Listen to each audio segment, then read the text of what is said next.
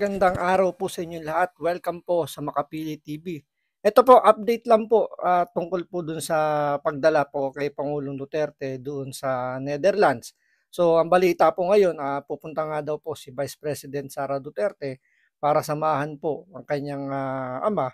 At the same time, i-prepare na rin po yung kanilang legal team para po sa pagdepensa dito sa kinakaharap po na kaso ni Pangulong Duterte. At the same time, ipapakita rin po dito kung ano po yung magiging sitwasyon at ano yung magiging proseso habang si Pangulong Duterte ay nakadetine po sa ICC. So ito, panoorin po natin itong balitang ito, pero syempre bago ang lahat, kung hindi ka pa nakasubscribe sa Makapili TV, baka pwede naman pong pakipindot po muna yung subscribe button at the same time, palike na rin po ng video, wala naman pong bayad yan. Kaya pindot na. So ito, panoorin po natin tong balitan to para ma-determine po natin kung ano po yung magiging action po nila Vice President Sara Duterte at ano yung magiging reaction po ng mga grupo na naisakatuparan nila ang kanilang kagustuhan na may pakulong o mapadala si Pangulong Duterte sa ICC. So ito, panoorin po natin. Mabisita ang kanyang amang si dating Pangulong Rodrigo Duterte. At live mula sa Netherlands, nasa frontline ng balitang yan, si Gretchen Ho. Gretchen, ano na ang mga plano ni VP Sara bukod sa pagbisita sa kanyang ama? Julius, nakatakdang dumalo ang Vice Presidente sa serye ng mga pagpupulong, lalo na sa kanyang pagdating dito sa The Hague sa the Netherlands. 9:27 kagabi nang siya'y lumapag sa Schiphol Airport sa Amsterdam at inaasahan na darating siya dito sa Scheveningen Prison sa The Hague. Sinalubog siya kahapon sa airport ng Dutch Foreign Ministry at Dutch National Police Corps at ngayong araw ay inaasahan na makikipagpulong siya sa kanilang mga abogado para malaman ang kanilang legal remedies. At inaasahan din na darating sila dito at susubukan nilang kitain ang dating Pangulong Rodrigo Duterte. Isa sa mga karapatan ng dating presidente ang makatanggap ng bisita dito sa Scheveningen Prison. At kung pag-uusapan na lang din, Julius, ang kanyang mga karapatan, isa sa mga karapatan ni Pangulong Rodrigo Duterte ay ang interim release o yung pansamantalang pagpapalaya para makakuha siya ng interim release mula sa pre-trial chamber ng ICC. Kailangan masiguro muna na hindi siya tatakas, na siya ay dadalo sa mga hearings at sa trial at siya rin ay hindi magdadala ng kapahamakan sa mga biktima o sa mga witnesses dito nga sa investigasyon. Kapag naramdaman nila Dito nakakatawa, no? Nandyan sa Netherlands, tapos ang magiging isa sa mga kumbaga yung magiging dahilan para mabigyan yung kanyang pansamantalang pagkakalaya, yung hindi raw siya tatakas at makakadalo sa mga hearing. Unang-una, 80 years old na po si Pangulong Duterte at halos mag-isa lang po siya dyan. So sa tingin ninyo, makakatakas pa si Pangulong Duterte? Hindi, yung nga sa paglalakad nga lang, nahihirapan na eh. Paano pa tatakas?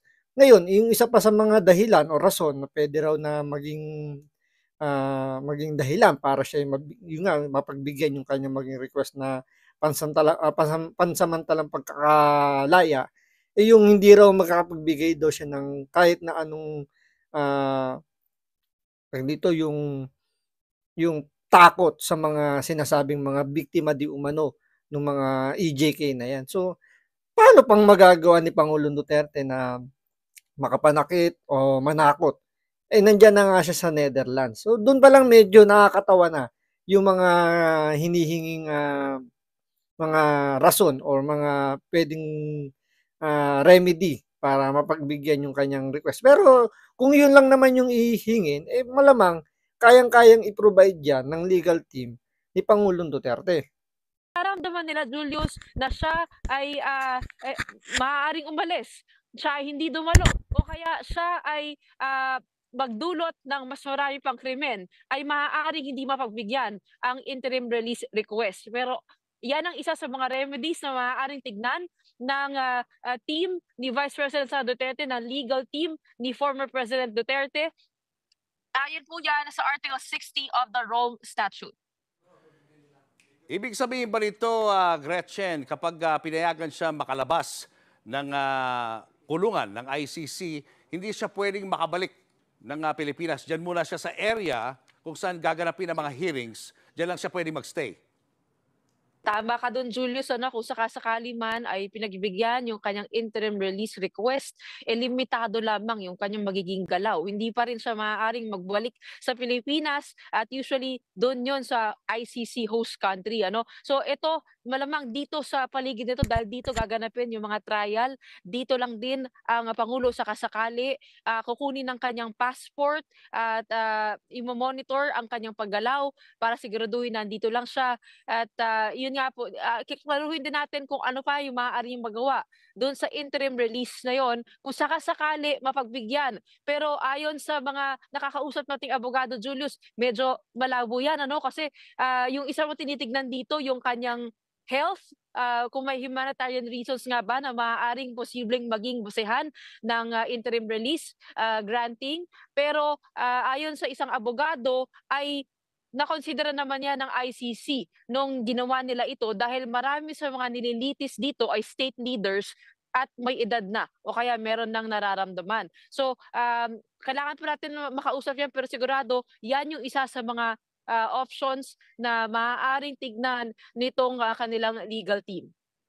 May impormasyon ka ba, Gretchen, kung may president na ito na meron ng ibang mga nakakulong dyan sa kustodiya ng ICC pero pansamantalang pinalaya o pinalabas ng kulungan? Meron na bang ganon? Ay, Julius, yun nga yung gusto nating tignan, ano, kasi mukhang may ganun. Kasi may nakikita tayong datos na sinasabi na naglagay na, pwedeng maglagay ng parang GPS para matrack yung detainee na kung pwedeng kukunin yung passport, pwede siyang ma-house arrest. So meron tayong impormasyon nakikita, pero sa ngayon hindi pa tayo sigurado, no? Babasahin pa natin yan. Pero speaking of detainees, si Pangulong Rodrigo Duterte, kasama niya dito ngayon sa ICC Detention Center, ang 5 pang nasa kustodiya ng ICC. Yes, the Malamang may iiyak na naman diyan kapag napagbigyan yung request ni Pangulong Duterte na makakuha ng pansamantalang kalayaan. Kasi ang gustong-gusto talagang mangyari ng mga nagreklamo diyan sa ICC, eh may pakulong talaga si Pangulong Duterte. Pero alam nyo, sa tingin ko medyo magiging pabor pa nga kay Pangulong Duterte habang siya'y nandyan sa Netherlands. Mamaya pag-uusapan po natin yan. Yes, the former president is officially in the custody of the ICC. Mukhang hindi na siya dumaan doon sa local courts. Diniretso na siya ng Philippine authorities doon sa ICC. At sa ngayon, kung titignan ninyo itong Scheveningen prison na ito, ay magkahati yan, no? So may UN Detention Center, yung ICC Detention Center, at meron din yung Dutch prison. Medyo malaki-laki siya. At nagsabi sa atin, Julius, na ito, yung nasa likuran natin, ito yung main entrance ng Scheveningen Prison. Doon sa kanan, may parang museum area. At dito naman sa kaliwa, yun yung nasa side, yung nasa likod. Kung mapapansin ninyo, hindi ito yung pinasukan ng sasakyan ni Pangulong Duterte kagabi.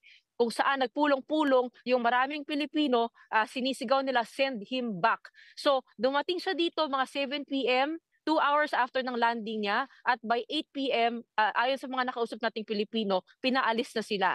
So dinisperse na sila, pero ang sabi rin nila sa atin ng mga nagpunta rito ay naging mapayapa naman, no? Kahit merong mga pro, merong mga anti, naging peaceful naman. At sa katunayan, meron pa ilan dito na bumiyahe 3 oras mula sa outskirts ng The Hague para lang makiramay kahit daw sila ay magkaiba ng paniniwala. Meron kasing isang pro-Duterte, meron naman isang pro-human rights. Magkaibigan daw sila. At ang mensahe nila, wag naman daw mag-away-away ang mga Pilipino.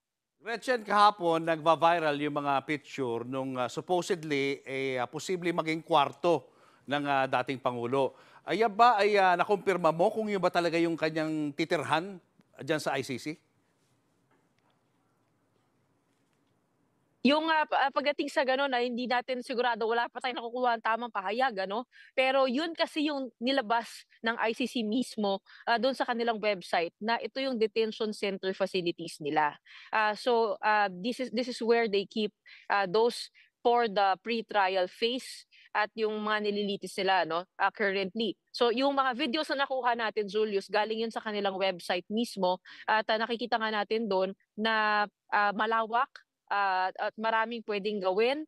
Yung may kwarto, may kusinang malaki, merong library, merong computer, merong gym, meron ding pwede ka maglaro ng sports, talagang maaalagaan yung physical at mental well-being at nandun yun sa rules and regulations ng ICC that they are still innocent until proven guilty and that they will be well taken care of inside the ICC detention facility. Sa ngayon wala naman tayo, Julius, nakikita na iba pang maaaring pagtuluyan ng dating presidente. Bukod sa mga na-release na yan, ang ibang option would be yung ibang host country na meron ding detention facility. So dahil na dito si Pangulong Duterte, mukhang doon na nga. At kung nakikita mo itong likuran, kung nagtataka kayo kung nasan yung opisina ng ICC, it is about 1 kilometer away from here. 1 kilometer walk, malapit lang. Pero ito nakaseparate siya, nakahiwalay siya. Okay, abangan namin ang iba. So, yun. Doon tayo sa pinaka-last part na sinasabi yung nagba-viral nga daw na magiging kwarto ni Pangulong Duterte habang siya ay nandyan sa ICC. Ngayon, palagay ko medyo pabor to kay Pangulong Duterte. Alam niyo kung bakit? Kasi makakapagpahinga siya. 'Di ba? Hindi siya yung kagaya kasi ini-expect kasi nung marami na yung magiging detention cell niya is kaparehas ng detention cell dito sa Pilipinas. So diyan napakaayos po ng detention cell at mag-isa lang po siya. Napakakompleto po ng mga gamit. So mabibigyan ng pansin yung kanyang kalusugan, nakakapagpahinga siya, makakapag-relax, labas po sa politika na napaka-stress. Ngayon, malamang sa malamang iiyak po rito yung mga anti-Duterte dahil mali nga yung iniisip nila. So ang kanilang expectation is kagaya ng kulungan natin, pero yun nga lang, mukhang mapapabuti po si Pangulong Duterte dahil nga sa ganda ng facility ng ICC. So abangan po natin sa mga susunod na araw kung ano yung magiging development pa habang si Pangulong Duterte ay nandyan sa loob ng detention cell ng ICC. So maraming salamat sa panonood. Ingat po kayo lagi. God bless.